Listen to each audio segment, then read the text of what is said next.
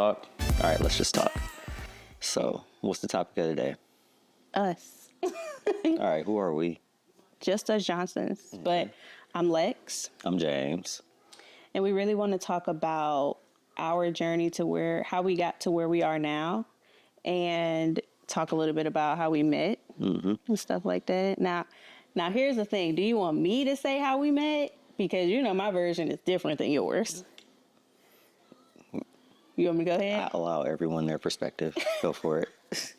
So, we went to high school together, and I was a freshman. Were you a senior? I had goals. and I remember seeing him and being like, dang, he is fine. Like, right up my alley, had everything that I typically go for. And I was like, you know what did I do? Did I write you a card? Or I gave you a card or something? Yeah. And asked you to be my boyfriend? I think you put it in my locker. That was so cheesy. That's probably why my game wasn't gaming. No. And I pretty much just told him like I wanted him to be my boyfriend. And he told me no. And it broke my little heart. And he told me it was because I was friends with his sister, his little sister or younger sister. And I think maybe like a week or two, maybe, after he shut me down, he had a girlfriend. And I was like, and here's the thing. I thought he had a specific type that wasn't black, if I'm being completely honest, because she wasn't black. So I just thought maybe he just, but that wasn't it at all. But my little feelings was hurt. And I remember seeing him again after in like Walmart. Yeah. I was school shopping with my mom. And he was working. And I looked at him and was like, damn, he's still fine. Like, funny. You was, I don't know what you was doing, but you was doing it. And he got back on my mind. And after that, was it Facebook? He went to the military. And he had made a post about going on a suicide mission. And if we needed to say, if anybody had something to say to him, to just go ahead and tell him now. Because he didn't think he was coming back from this mission. So here I go shoot my shot again. And I was just like, yo, what's up? Like, I'm trying to make you my boyfriend at this point. Like, what's up? And here he go trying to turn me down again. Talk about I don't want to leave a devastated girlfriend behind. Boy, I'm gonna be devastated either way. Like, you already got me tingling and all the things. And just know your girl scooped them, because I had game at this point. It wasn't like that freshman game. I had real game. You funny. And yeah, that's pretty much how that went down. You got anything to add? Or take away? No, so that last part, the last time you asked, or the last time we had that conversation, you made it make sense to a point where I was just like, you know what? Yeah, no, that's valid, because like, she's still gonna miss me whether we boyfriend and girlfriend or not. Like, yes. So I was like, okay, that's somebody that genuinely just cares about me. Sure. Yeah, exactly. Let's do this. And keep in mind, y'all, he was in the military. He was in Afghanistan when we started dating. So we had to pretty much navigate not just the beginning of a relationship, but long distance as well. And the time between the time frames, the quality of internet or lack thereof. And at the time, I wasn't even at home. I was staying with my cousin. And so it was it was a lot. But we were able to maintain, I think, pretty well communication. And then he came back for a little bit and we got to hang out. We got to hang out and, everything just kind of flowed. Yeah. And yeah, it was beautiful. What do you think? How was it when we first were in that space? and not just over the computer. If you remember, because that was a minute ago. No, it was definitely a minute ago. But yeah, I feel like I'm talking to you telepathically. What? Yeah, no, that speechless. Period. No, it was good though because like being in that space where you're in a relationship with somebody and it's a long distance relationship, those times when you come together are always like just the best because it's like, man, I wanted this person for so long and now they're here. You craving me. God. No. But so I want to ask you, what do you think were some of the challenges though that we had? And not just when we first started dating, but along that journey of like kind of getting to where we are now. Honestly, it's the natural challenge of coming in contact with somebody new and experiencing them and getting an understanding of who they are and like what their character is. And like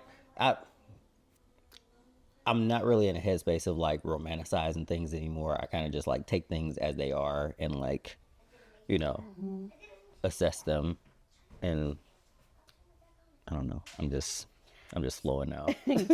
I think, and this is from a personal standpoint, some of the challenges that I faced because he was already out and about doing life. Like again, Afghanistan on his own. Like he was, and I had just graduated and I hadn't even lived on my own per se. Tenderoni.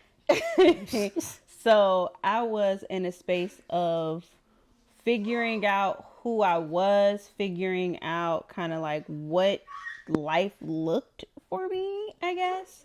And not just like in a relationship, but just like in my own being. And then communicating over the computer was great and all, but we did have some communication issues at some point where certain things just can't be communicated via, online. Sometimes you need to have the present. So I think that was one thing. And then also just not having that physical contact. It's like whenever we would be like craving it, it would sometimes stem other issues because it's like, I just want to be there with you and I don't know what you're doing. And, so I think those were some of the challenges. Yeah. I'm grateful that we're not in that place anymore.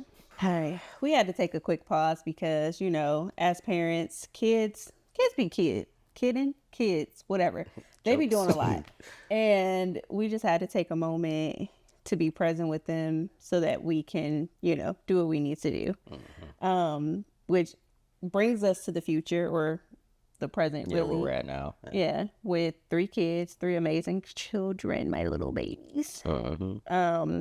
We have, I say a farm, but we have 2 dogs. We have 2 dogs. 2 dogs, 2 cats.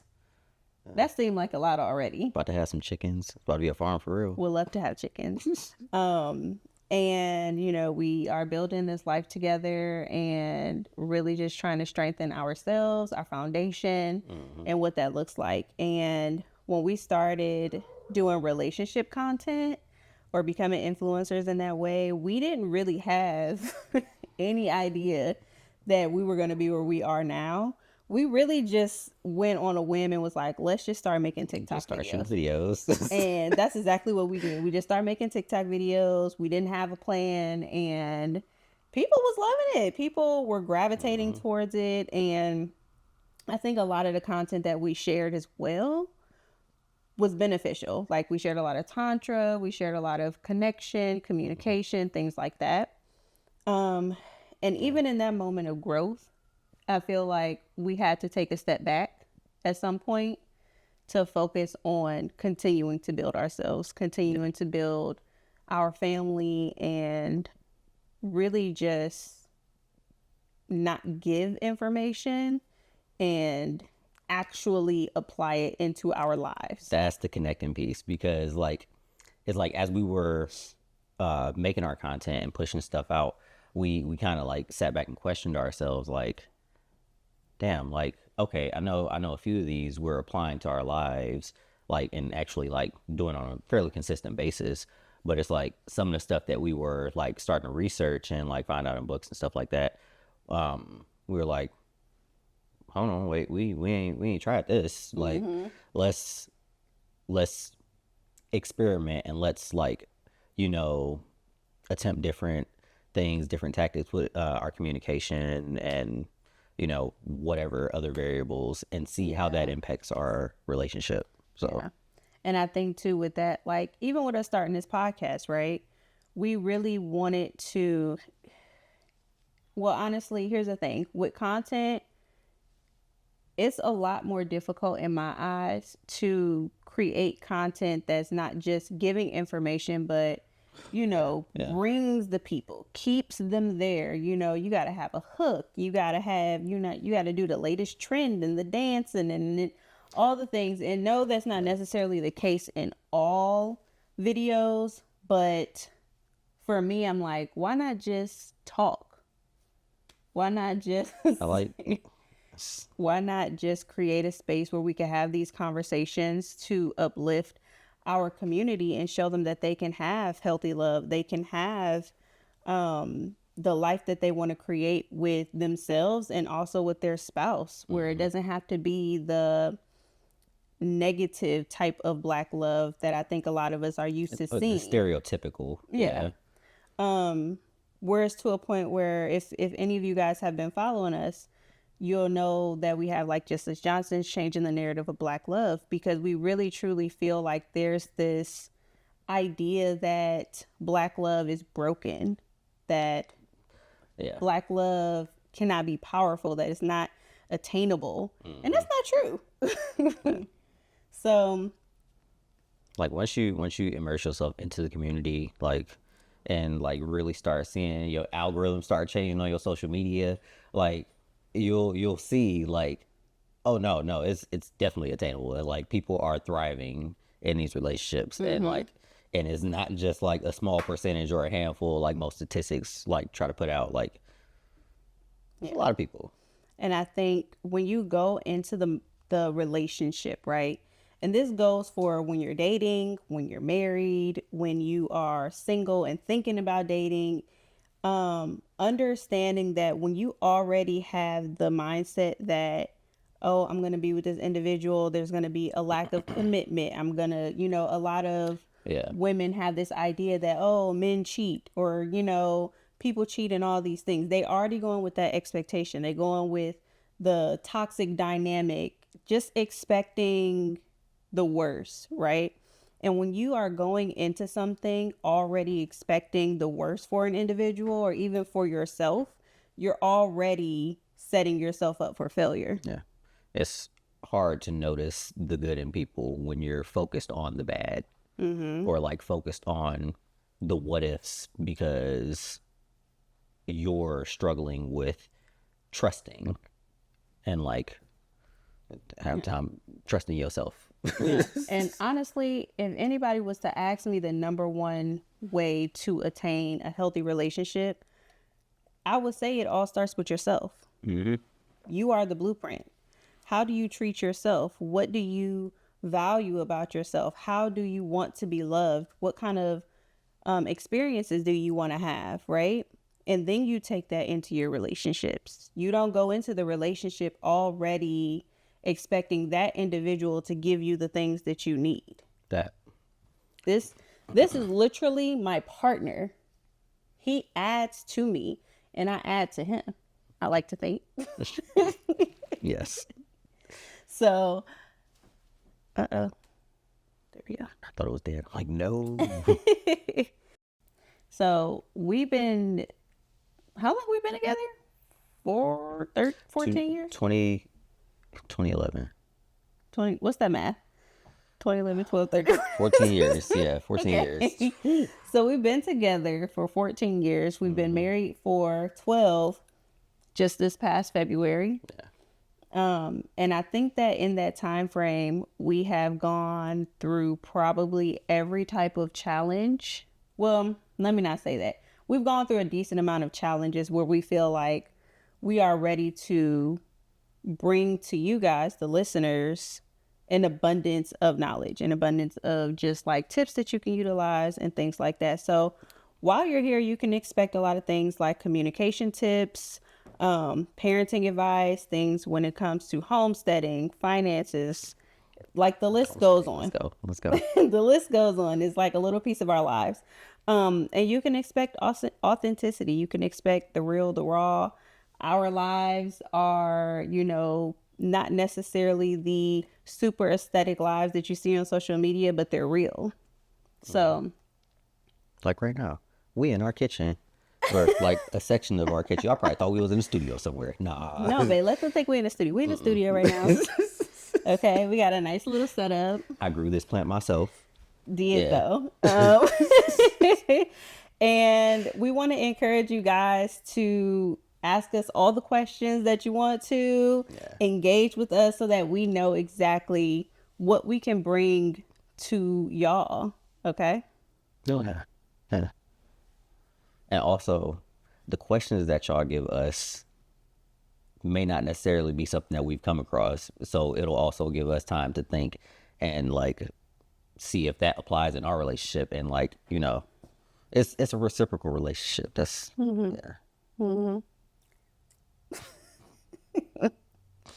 All right. Oh, I did want to tell them about the Patreon too.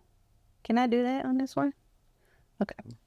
So we do have a Patreon, which you can find wherever you're seeing this. You can find it in the bio, wherever.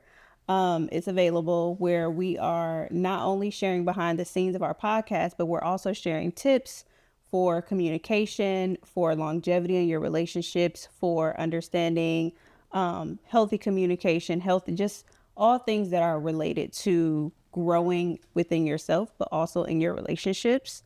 You get, all the discounts on different things that we may come out with, like merchandise and things like that. Honestly, it's just a space where you can get everything in one place. So if you are interested, head over to the Patreon. Get on that. and that links to like the website and everything too. What? For like all the merch. We don't have a website yet, baby. You speaking in the future? Yeah. I'm sorry. I like that in you. Yeah. Got to plan ahead. I like that in you. All right, boom. That's the end of the conversation. No. All right, make sure y'all tune in next week for our second episode. Episode 2. Let's do Oh it. my gosh, that's so exciting. And let us know what you guys think. We want to hear from y'all. We want y'all to be engaged.